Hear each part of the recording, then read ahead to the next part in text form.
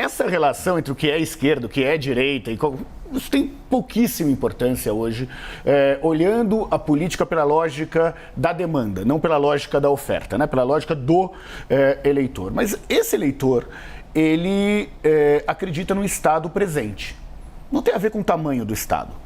Tem a ver com o Estado presente. Um Estado e não interessa se vai operar por iniciativas públicas ou privadas, ou se vai ser só o tamanho do Estado, não tem nada a ver com o tamanho do Estado. Tem a ver com políticas públicas que ofereçam oportunidades.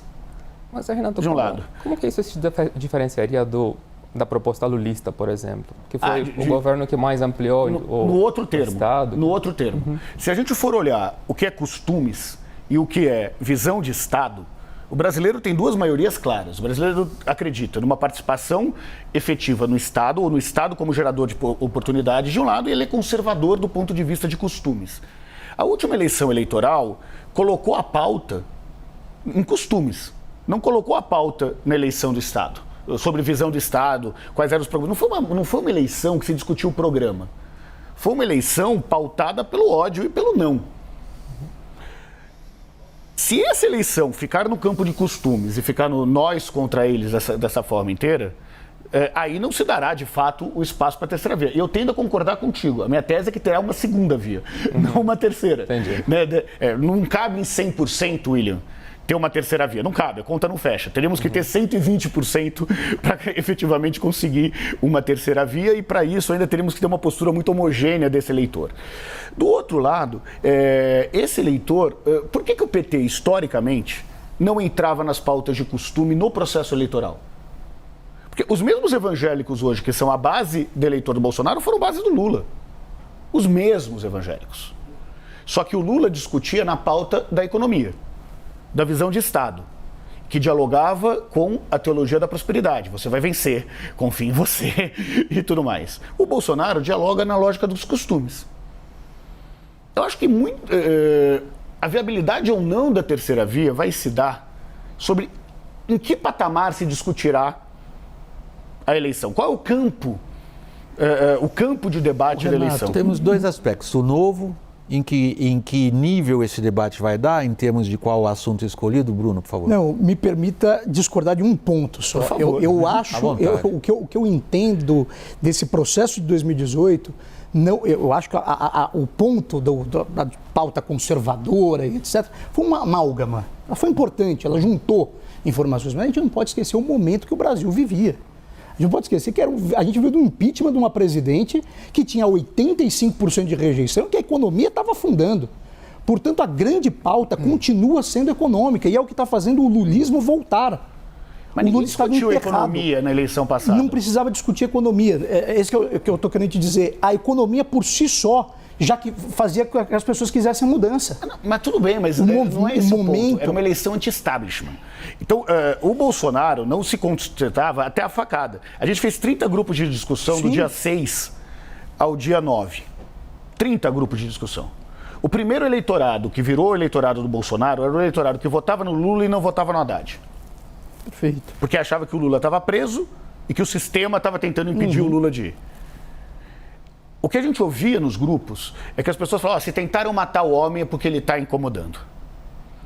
E a facada mudou as premissas que dificultavam a eleição do Bolsonaro.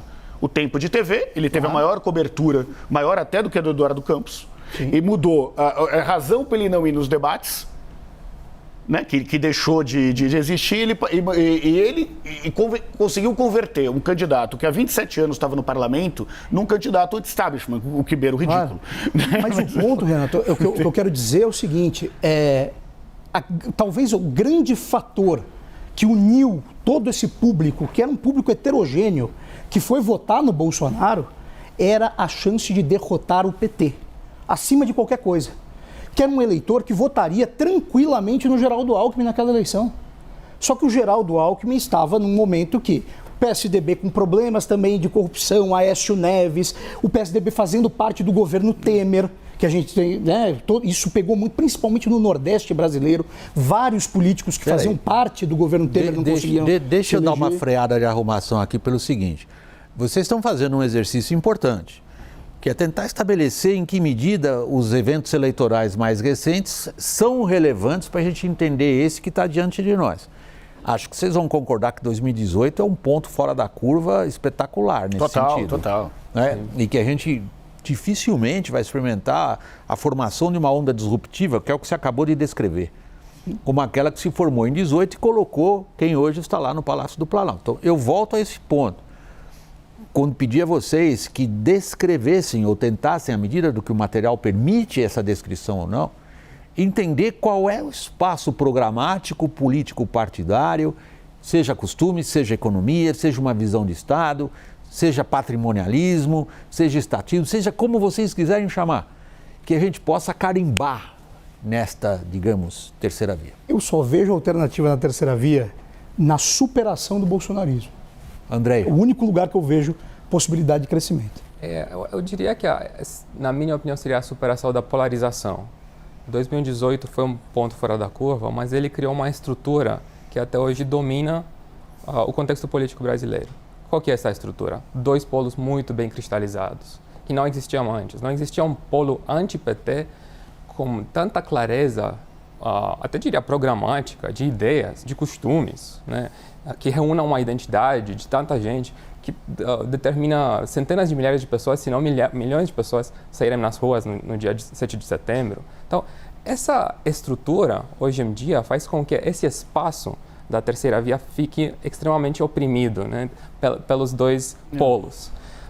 Por isso que é tão difícil para a gente... Você diria que está sufocado por esses 2 polos? Sim, eu diria que está sufocado. Então, a gente precisa de uma liderança política com a visão, né, as ideias, as pautas, as propostas, que possa libertar esse grupo e expandir ele. Trazer eleitores do Bolsonaro, trazer eleitores do Lula. Como que você faz isso na prática? Esse é o grande desafio. Na minha opinião, a forma, assim, que eu gosto de pensar sobre isso, vamos dizer, é que você precisa criar uma realidade política nova. Criar um grupo que possa... que é o que servir, você viu na Marina, por exemplo, lá atrás. Exatamente. O que a Marina conseguiu fazer? O que a Marina conseguiu fazer? Ela colocou PSDB e PT no mesmo pote. Esses são os partidos tradicionais, eles não resolvem os problemas mais importantes do Brasil hoje, mas porque eles ficaram acomodados, porque eles têm o mesmo olhar sobre o futuro do Brasil, sobre legislação, sobre... Eu lembro, na campanha de 2010, não sei se vocês lembram, mas as propostas do Serra eram quase uma cópia das propostas da Dilma. A Dilma tinha uma pauta de aumentar a Bolsa Família. Aí Serra chegava e dizia, eu vou aumentar mais. Vamos criar... O Serra começou aquela campanha exibindo no programa de TV dele uma foto dele com o Lula. Com Lula. Sim, exatamente. Então, isso criou um espaço, né, para que você pudesse fazer uma crítica do establishment. A Marina tentou fazer essa crítica de uma forma moderada, programática, muito responsável, perdeu e foi destruída também, talvez pelos princípios que ela teve naquela eleição. Ela foi alvo de uma espetacular campanha negativa com as armas que foram usadas contra ela. Bolsonaro conseguiu fazer algo semelhante em termos de, vamos dizer, construção abstrata de ideias, né? De criar esse espaço a partir de uma estratégia muito mais agressiva e lutando com outras armas.